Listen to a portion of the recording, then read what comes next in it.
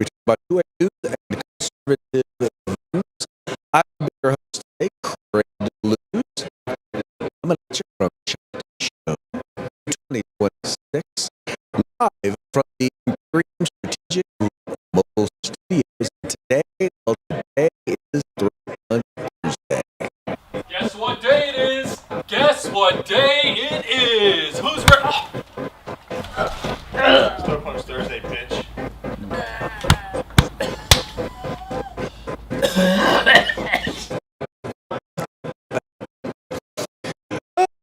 Lots of fun stuff going on this week. Not really. What a dinner was almost like a family reunion. Except it's just the greatest part of your family. What a good time. And, it's one of those things where you make a couple of times. My experience at RA, I make my coffee, which is but it's some time and group who actually believe in patriotism, even right to keep them their arms. Anyway, everything yeah, I come here because they chance some cool stuff that I'll never get to owning California. That's why the stuff of here, they're also therapy accessories to give you. There's all sorts of stuff to but I it's people that really make this event go. We're having a really, really good time. Lots of fun stuff. We want to go ahead and program, but we're going to start off with a shout out to our sponsor. We're going to start with the and insurance. They will flip it cover up. They look for the left. Man, just that. Then we've got California Republicans that work to elect conservatives all of the President of the United States. Ronald Reagan once wanted to start as the conscience of the Republican Party. One should come today at the radio. He got to find why we need some because look, if you want to pick California's today, you got to join us. And then we got back and feel free to post the book market hog post.com HABG.com. Big American warehouse. They'll get money. They're going to give you a nice little discount. Use the discount code the rundown. Okay, no space. Just like it is right there. And then finally, we got this kind of tactics. Group sales. That's right. Talk about you come back here. Just get on over there. Find out every each agency, get your group together, whatever it is. You find whatever you need over US Tom Gear. They all all right, get to today's story. We're going to start by talking about Greenland. I told you guys in the book that I didn't really get why is President so insistent about to the point where he's not willing to deny. No, he's willing to deny military action. Never said he was going to Greenland. It's clear he never said he was going to go to Greenland, but he didn't want to acquire Greenland. The left obviously lost his minds, and even the right are like, why would you do it? All that being said, turns out that all of the discussion, all of the remote was not for nothing. Because it turned out it was actually a little bit of a deal that has been struck when it comes to Greenland. And here's President Trump talking a little bit.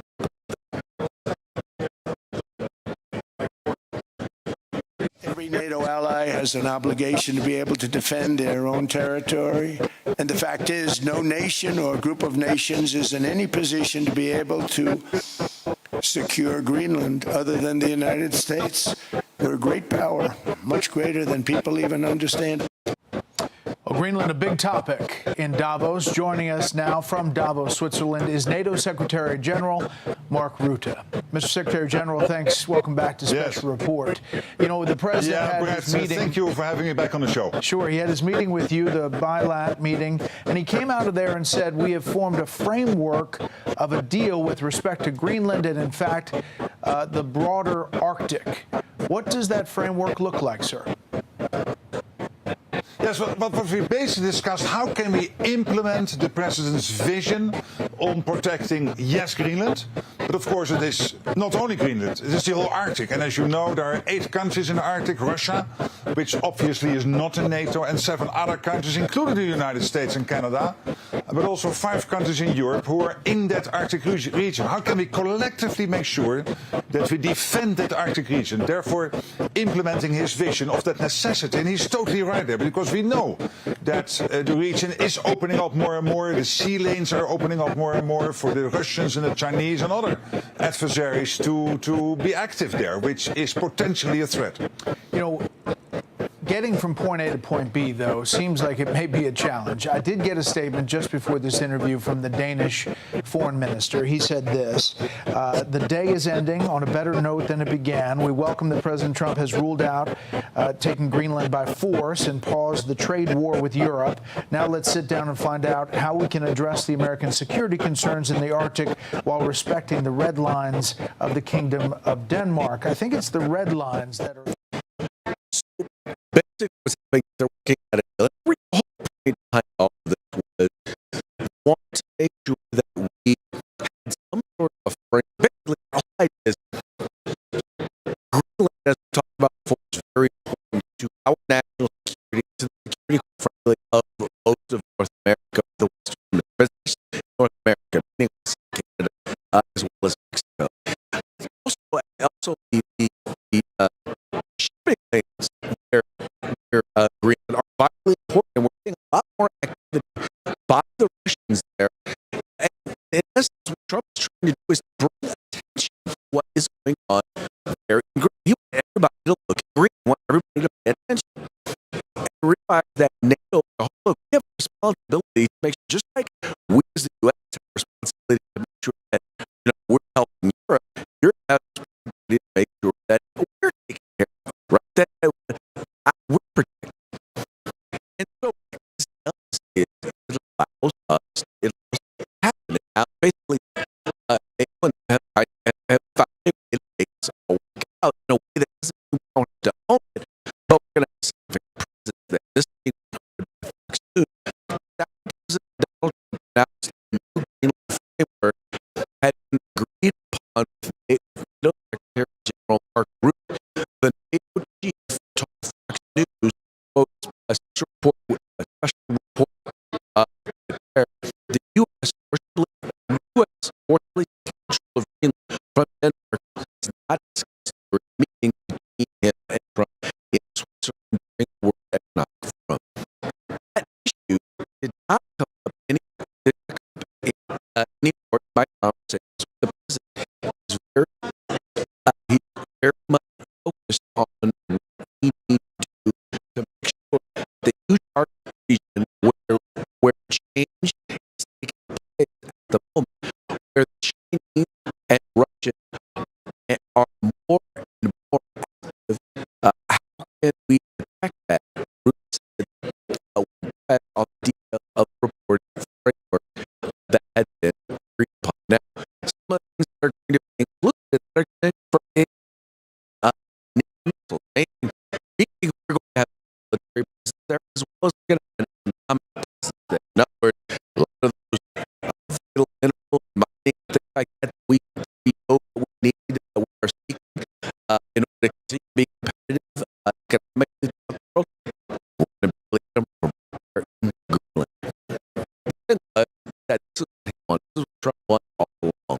I believe that's what he wants. And I think when you reach far by it, you say that we want to hold on to stuff, and you say, hey, no, it's the ability to take it if you want.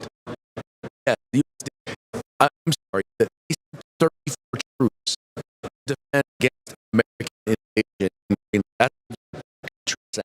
34 troops.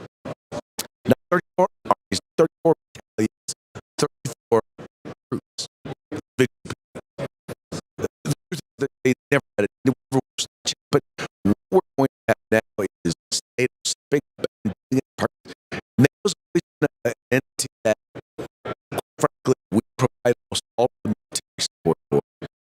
We're the ones that are out there defending. And it's largely to defend them over here. What about us? What about us here in the United States? We're part of this thing for a reason. Not just to job, but protect ourselves. This is a thing that we need. I just wish it didn't have to be something. I think y'all agree with that. I just wish it didn't have to be so darn. I don't know. The person saying sorry, Lord, you're saying that coming across kind of shaky and unintelligible. That is not a good thing. I'm going to go ahead and check my sound on this and make sure that. What is that? I have no idea what it is. All right, I guess we're going to go ahead and cut it off.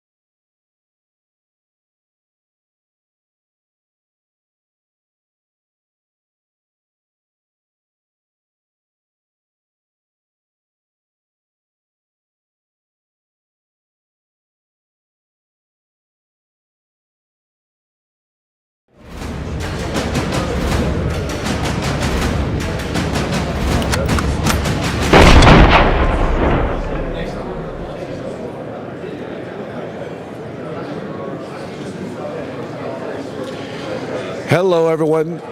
Welcome back to the Rundown.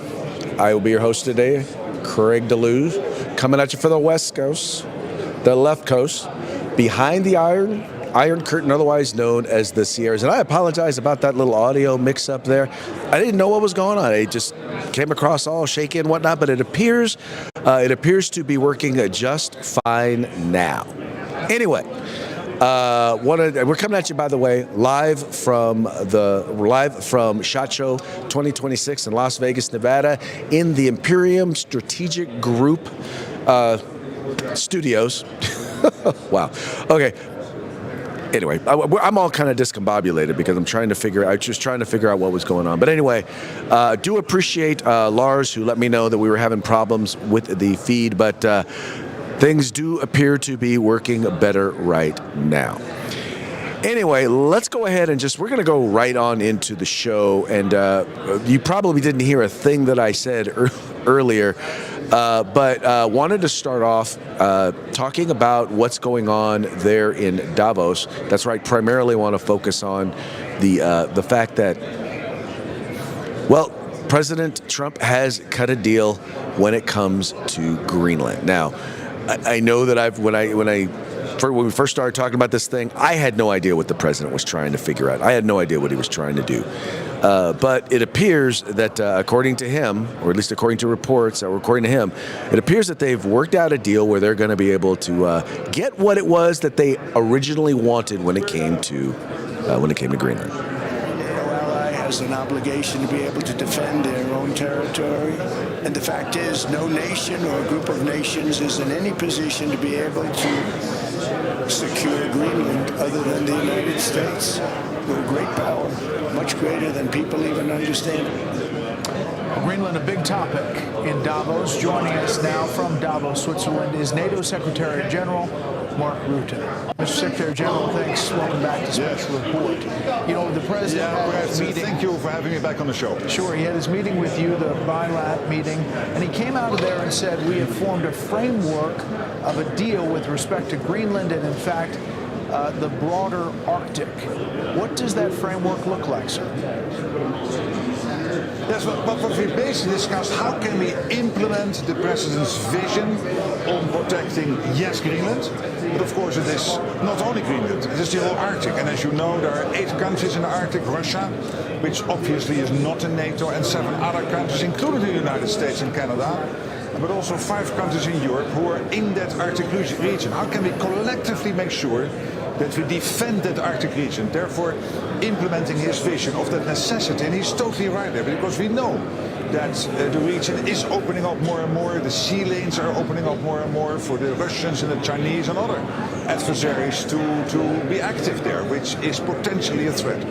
You know, getting from point A to point B, though, seems like it may be a challenge. I did get a statement just before this interview from the Danish foreign minister. He said this: the day is ending on a better note than it began. We welcome that President Trump has ruled out taking Greenland by force and paused the trade war with Europe. Now let's sit down and find out how we can address the American security concerns in the Arctic while respecting the red lines of the Kingdom of Denmark. I think it's the red lines. So the interesting thing about all this is that President Trump never said that he was going to use force to try and take Greenland. Literally what happened is, and what I appreciate about this is that they said that the president ruled out. And the only thing that he has ever said that ever was before was he refused to rule it out. Now, he didn't bring it up. The media brought it up. The left-wing Democrats brought it up. The use of violence. I mean, would I have liked for him to have said something earlier and just went in and said, yeah, no, we're not going to use force, but I'm glad we're not. But here's the thing, and this is what it comes down to. It says here, for example, after President Trump, this is by the way from Fox News, after President Donald Trump announced the new Greenland framework had been agreed upon with NATO Secretary General Mark Rutte, the NATO chief told Fox News special report with Brett Baer, the U.S. forcibly taking control of Greenland from Denmark was not discussed during meetings between him and Trump in Switzerland during the World Economic Forum. Quote, that issue did not come up anymore in my conversations with Mr. President. He's much focused on what we need to do to make sure that the huge Arctic region where change is taking place at the moment, where the Chinese and the Russians are more and more active, how can we protect that? Rutte said when pressed on the details of the reported framework that has been agreed upon. And that's the thing. No one talked about it. And by the way, President Trump, even in this meeting, did not talk with them about it because it's not something that he is pushing. But ultimately, here's the deal. And this is what he was going for. The president recognized that China and Russia are much more active. And in case you did not know, China and Russia are geopolitical enemies of the United States. All right? They would love to see the United States. Russia wants to replace us as the military power, and China wants to replace us as an economic power. But both of them want to see the United States, want to see the West in general, but the United States specifically go down. And now that's not going to happen in this particular case. It's not going to happen. Well, what they're trying to do here is, once again, you have to forgive me. My phone is going off on me here. But what is taking place here in this particular situation is they're getting more and more active. Greenland is basically it's an island that's right off the coast of North America, meaning Canada and the United States are at risk if China were to get a foothold there or if Russia were to get a foothold there. And what President Trump wanted to make sure happened was NATO, of which we are a member, to make sure that they did their responsibility, which was get active, get involved, get engaged, and make sure that nothing of that kind actually happened, right? To make sure that we were protected. And there's nothing wrong with that.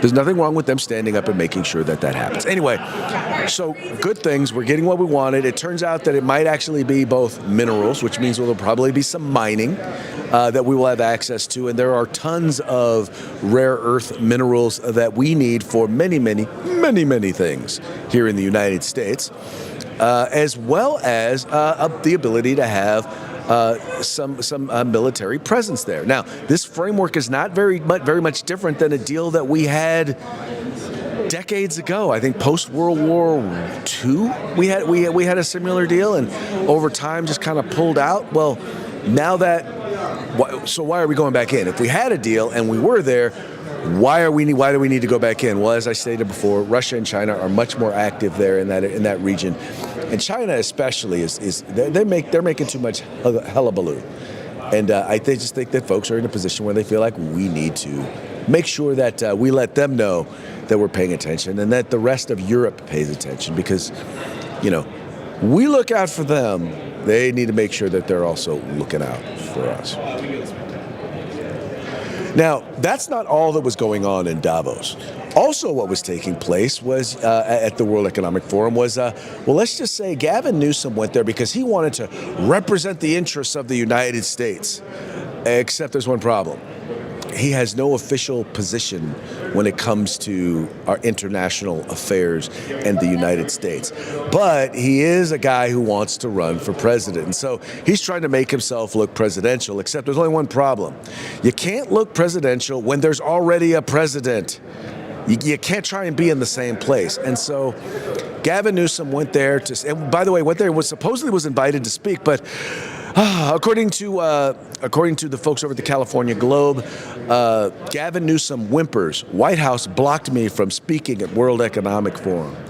No one in Davos knows who third-rate Governor Newsom is and why he is frolicking around Switzerland. California Governor Gavin Newsom was denied entry into the USA House in Davos following pressure from the White House. From the White House, a spokesman said, quote, "It looks like the Donald wields more influence with the World Economic Forum than Gavin Newsom," a Globe reader commented. The governor's office said he was blocked by the Trump administration from speaking at the World Economic Forum in Davos, Switzerland on Wednesday. Newsom was planning on speaking at an event at the annual gathering of world leaders. Newsom's office staff said they were told that a venue level decision was made to not include an elected U.S. official in the programming.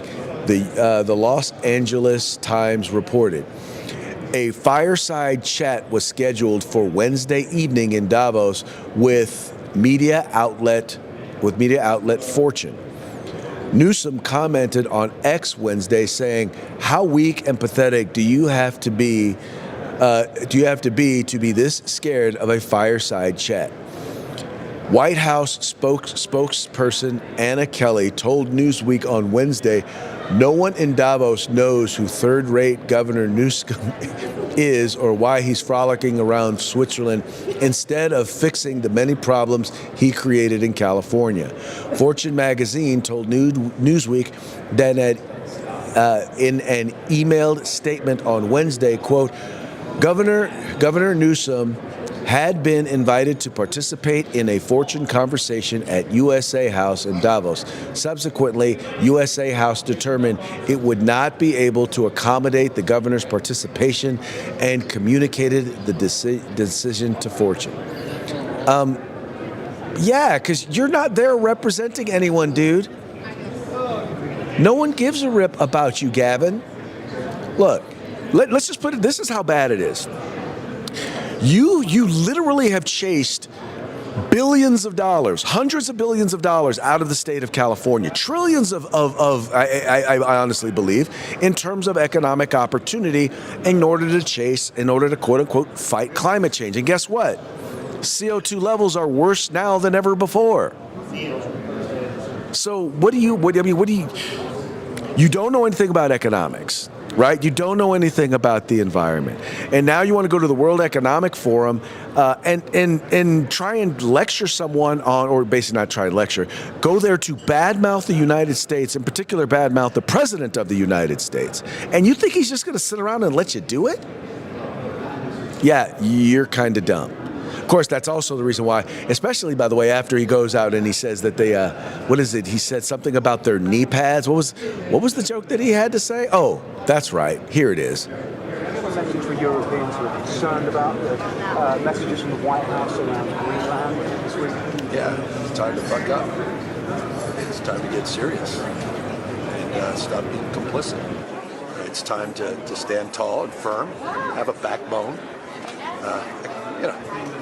I've seen this in the United States, the supine Congress playing both sides, say one thing on a text or a tweet and another publicly. Should you respond with principle. tariffs? It's time to stand tall and strong. Does that mean responding with tariffs? It's time to stand tariffs? united. You make that determination. I don't make that determination. But when you say standing tall, what do you mean? Just I can't take this complicity. People rolling over. I should have brought a bunch of knee pads for all the world leaders. I mean, handing out crowns and this is pathetic. Nobel Prize. Yeah, that's his perspective, right?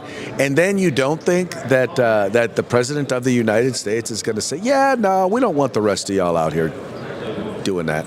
We don't want you representing or pretending to represent the United States. Yeah, so he got his invitation revoked, and deservedly so. Now, the next story here, you remember yesterday I had on Harmeet Dillon, or at least I shared with you a segment from an interview that I did with Harmeet Dillon. I did the interview on 2A News, the other program that I host. And by the way, go to 2anews.us if you want to see the entire interview, or just go to our YouTube channel. The 2A News YouTube channel. But anyway, so today I had a chance to sit down with one of the chief critics of the work that is taking place right now in DOJ and their new Office of Civil Rights, in particular, the office within the office that has to do with firearms. And I had a chance to sit down with Cody Wisniewski of the Firearms Policy Coalition, and he shared with me some of his concerns about some of the things that are taking place there, the DOJ, not just the rulemaking, because she talked about the importance of trying to change the rulemaking process, of trying to subvert that so that they can then turn around and actually make rules that actually work, or at least undo some of the rules that are there. But Cody brought up some interesting things that I believe I believe he might have something there. Check it out. Came to dealing with the rulemaking process, but there are some other things that probably need to be taken a look at. And you and I, just before we came on, were talking about some of the concerns that you have about things that this Second Amendment agency or department is supposed to be doing that they could be doing. Yeah, it's really concerning. So what we've seen is kind of a clear trend where the administration, Department of Justice, is really willing to engage on state-level gun control, right? So they have these active lawsuits against, the city of LA. They have other lawsuits. They're filing amicus briefs in our cases in support of us when we're suing the states or, cities. But they're also continuing to defend all of their federal-level gun control laws.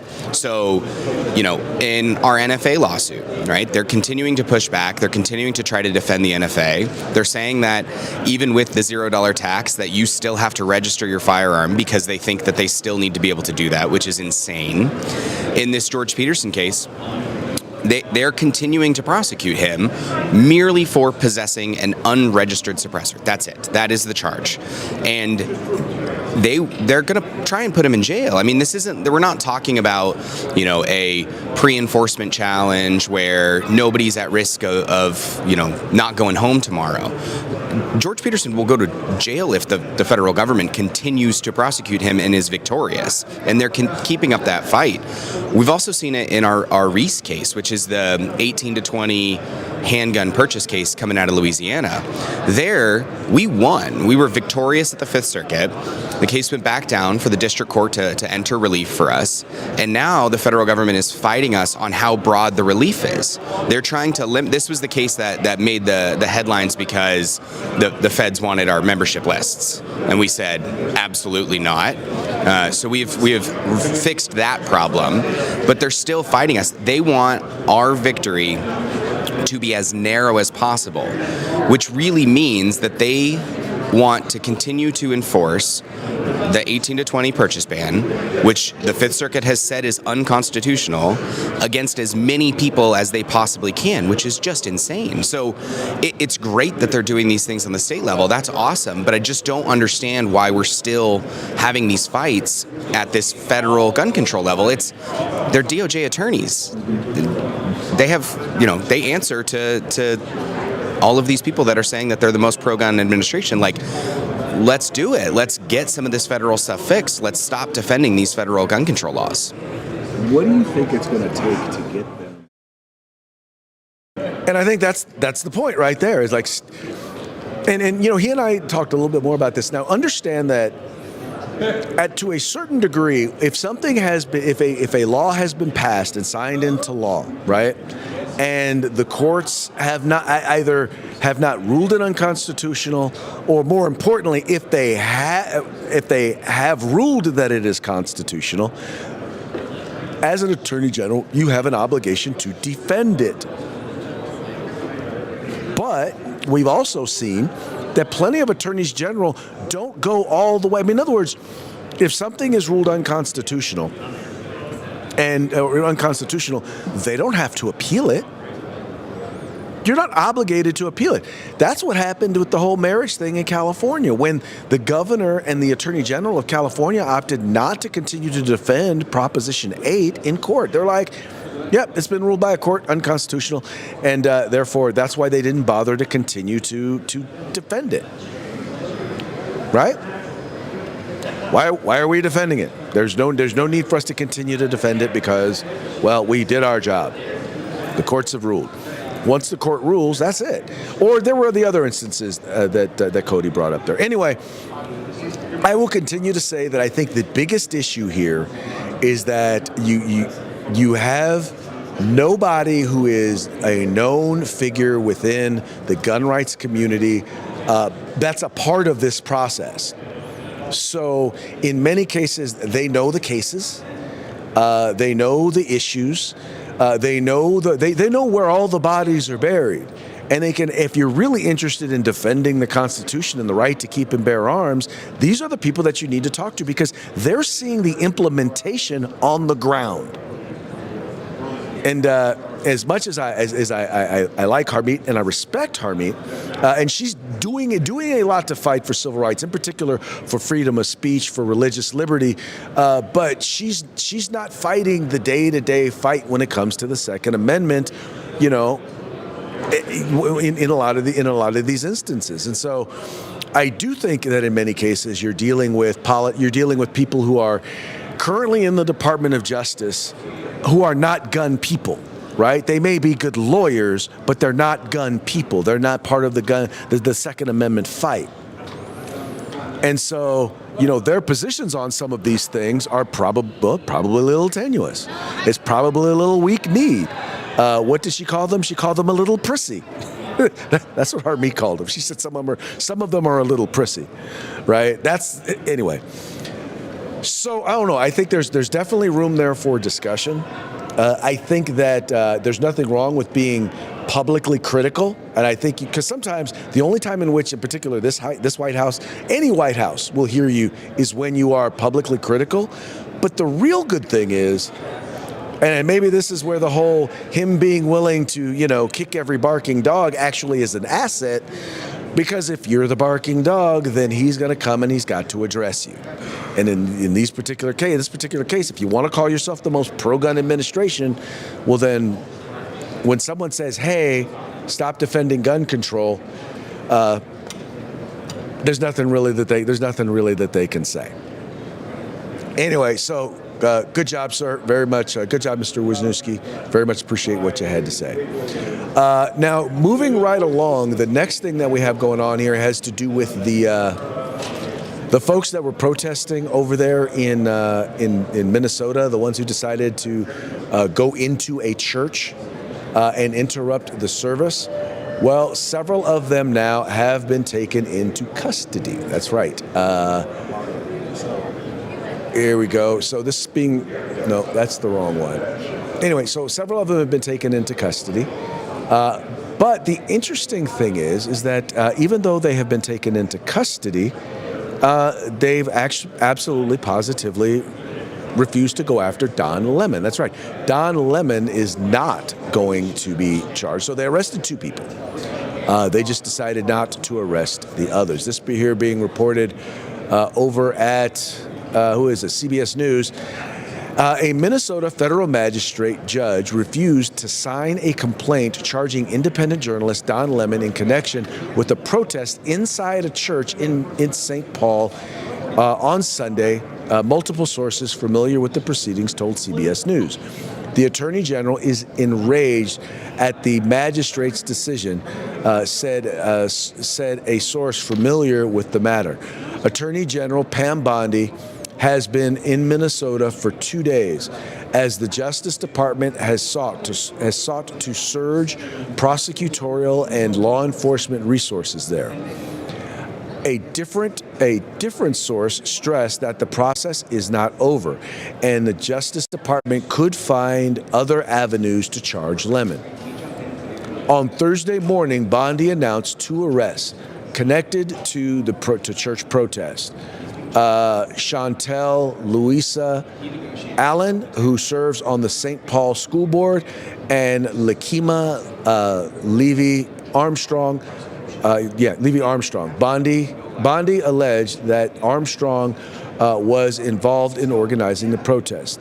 A source familiar with the matter confirmed that the magistrate approved charges against Allen and Armstrong. So some of the folks are arrested. A lot of the folks aren't, or at least one of the folks isn't. I'm guessing it's because he is in the media, and they're probably saying, "Oh, well, he was there, kind of reporting on it, and therefore he doesn't want to pick a fight with the media." That's what's going on with this particular judge.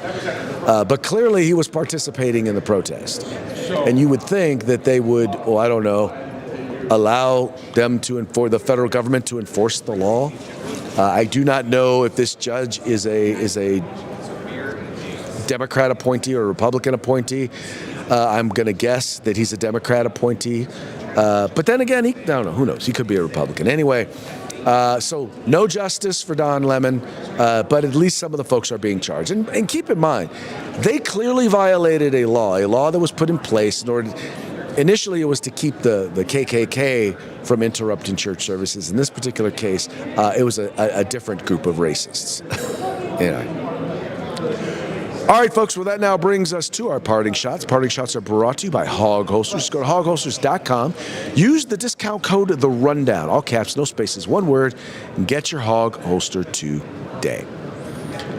All right, all of our parting shots today are going to be brought to you by the folks over at the Babylon Bee, fake news that you can trust. It says here, first one, Minnesota arrests churchgoers for interrupting protests. Yeah, that's pretty much about what it looks like, doesn't it? It says Trump announces new round of tariffs on everyone who didn't laugh at his jokes in Davos. Yeah, I could see him doing that. I could definitely see him doing that. And then finally, Pam Bondi says she has finally figured out what DOJ stands for. Oops. Fun stuff. All right, folks. Well, that brings us to the end of our program. But before we go, we're going to give one quick shout out to our sponsors. We got the folks over at Hitman Industries, rifle and pistol caliber barrels available for you to purchase at any length at hitmanindustries.net. We've got the California Republican Assembly, the conscience of the Republican Party. Check them out today at cragop.org. We've got the best in concealed carry tactical holsters available on the market at hogholsters.com. That's HAWG holsters.com, helping Americans wear guns. And then we've got the place where you can find all things tactical except the gun, and that would be at uscombatgear.com. All right, folks, well, this is going to be it. This is going to be the last show from SHOT Show 2025. Our last one, at least for now, from the Imperium Strategic Group mobile studios. And I will talk to y'all. Hopefully Mike will be back, and we'll be able to check in with y'all on Monday. Interviews, we'll be playing another interview tomorrow over at 2A News, here from SHOT, and we'll be running those interviews all next week. In any case, that's going to be it for today. That's going to be it for this week. We will talk to y'all on Monday. Peace out.